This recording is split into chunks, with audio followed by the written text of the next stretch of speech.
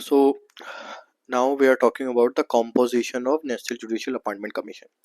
So जो NJC में जो कंपार्टमेंट कमीशन बनने वाला था उसकी कॉम्पोजिशन क्या थी? उसकी कॉम्पोजिशन थी चीफ जस्टिस ऑफ इंडिया, उसके एक्स ऑफिशियो चेयरमैन होंगे, दो सीनियर मोस्ट जजेस होंगे, अपार्ट फ्रॉम दैट उसके अंदर यूनियन मिनिस्टर होंगे लॉ के, और फिर दो एमिनेंट पर्सन्स होंगे जिनको की सेलेक्ट करने के लिए कमेटी बनेगी। और उन दो eminent person and eminent personality कोई भी हो सकता है, उनको सेलेक्ट करेंगे prime minister of India, chief justice of India and leader of opposition. So basically leader of opposition mostly not in side of, obviously उसका काम ही नहीं है, वो जस्टिस के साइड हो ही नहीं सकता, वो यूनियन गवर्नमेंट के साइड होगा ही नहीं। And chief justice of India also against. तो यहाँ पे दो जो एमिनेंट पर्सन होंगे वो कंसेंट और कंसेंसन से ही बनेंगे, तीनों की कंसेंसन से ही हो सकता है।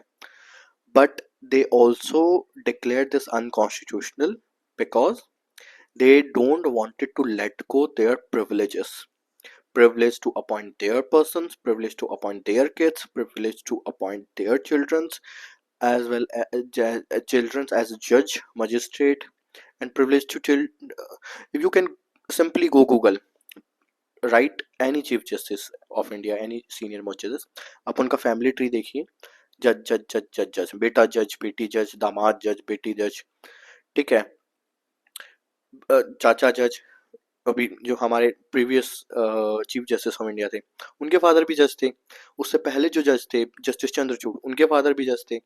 सो what is going on, we don't understand, और maybe what Rakesh Kishore did इसी फ्रस्ट्रेशन से किया हो, but the thing is this is also not true, this is also not good.